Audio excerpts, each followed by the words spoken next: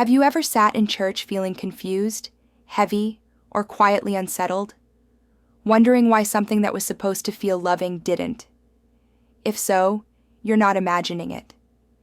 Many women experience spiritual harm in ways that are subtle, relational, and deeply disorienting, especially when it's wrapped in faith language. Welcome to Spiritual Healing Coach. In today's video, we're going to walk through 5 ways abuse can look godly in the church, patterns often praised as faithfulness or obedience, but that slowly disconnect you from your voice, your body, and your sense of self. This space is about clarity, compassion, and healing, not blame.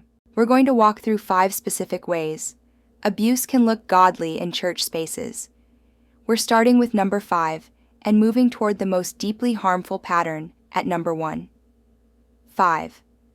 When silence is framed as spiritual maturity. One of the most common ways abuse hides in church environments is when silence is treated as a sign of spiritual growth. You may be taught, explicitly or quietly, that being mature means not speaking up, not asking hard questions, and not naming what hurts. Discomfort is reframed as a lack of faith. Concern becomes negativity, and your willingness to endure quietly is praised as godliness. For many women, this creates a painful inner conflict. Your body senses that something isn't right, but your faith training tells you that a good woman is patient, agreeable, and self-sacrificing. So instead of trusting your instincts, you learn to override them. You may tell yourself to pray harder, forgive faster, or examine your own heart rather than naming what you're experiencing. Over time, this spiritualized silence doesn't bring peace, it brings disconnection. You might notice yourself shrinking in conversations, feeling anxious before church interactions, or doubting your perceptions altogether. This isn't a failure of faith. It's the cost of being taught that your voice is dangerous. Healthy spirituality does not require your silence. It makes room for honesty, questions, and truth-telling. When a community treats your voice as a threat rather than a gift, that isn't maturity. It's control, quietly disguised as godliness. 4. When obedience is valued more than your well-being. Another way abuse can disguise itself as godliness is when obedience is elevated above your emotional, spiritual, or physical well-being. You may be taught, directly or indirectly, that honoring God means complying without hesitation, even when something feels harmful or unsafe. Saying yes becomes a spiritual reflex. Saying no starts to feel like failure. For many women, obedience is framed as love.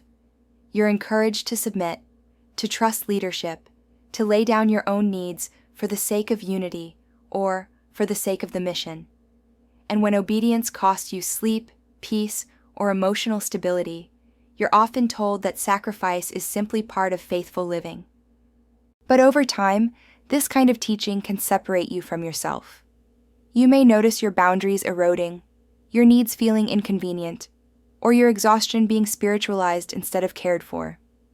When you struggle, the solution offered is often more surrender, not more support. This is where abuse quietly takes root. True spiritual obedience is never about self-erasure. It does not require you to ignore your limits, silence your pain, or stay in situations that are harming you. Love that comes from God does not demand that you disappear. Healthy faith honors your humanity. It recognizes that your body, emotions, and boundaries are not obstacles to spirituality. They are part of it. When obedience is demanded at the expense of your well-being, that isn't devotion. It's control, wrapped in spiritual language and called faithfulness. 3. When authority is treated as sacred and untouchable. Another way abuse is allowed to look godly is when spiritual authority is treated as unquestionable. Leaders are described as anointed, chosen, or called, and that language slowly places them above accountability. Questioning their actions begins to feel like questioning God Himself. For many women, this creates deep confusion. You may sense inconsistency, manipulation, or harm, but you're told that your role is to trust, not discern. Concerns are reframed as rebellion. Discomfort is interpreted as pride, and the idea of speaking up feels spiritually dangerous. Over time, authority like this becomes unsafe, not because leadership itself is wrong, but because it is no longer grounded in humility or mutuality. When a leader's image must be protected at all costs, people's pain becomes collateral damage. And when authority cannot be questioned, abuse doesn't have to be extreme to be effective. It only has to be denied. Healthy spiritual leadership invites accountability. It welcomes questions and remains teachable. It does not require blind trust or unquestioning loyalty. Authority that comes from God does not fear the light. If you've been told that honoring leadership means ignoring your own clarity, please hear this gently. Discernment is not disobedience. When authority demands silence, submission, or self-betrayal, that isn't sacred leadership. It's power being protected under the cover of spirituality. The 2. When love is used to excuse harm. One of the most painful ways abuse can look godly is when love is used to explain away behavior that hurts you.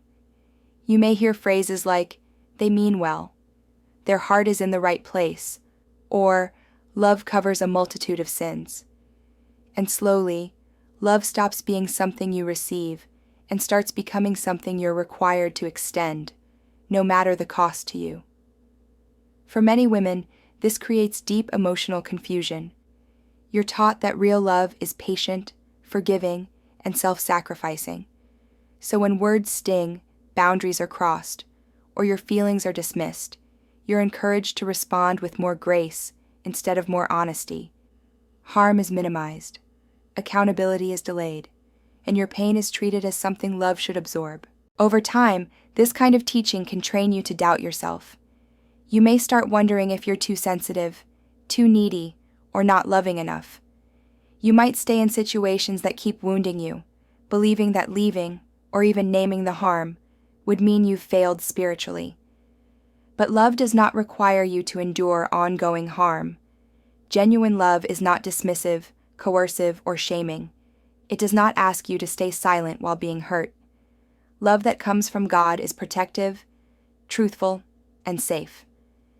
When love is used to excuse patterns that keep hurting you, that isn't grace. It's harm being spiritually justified. And you are allowed to name that without guilt or fear.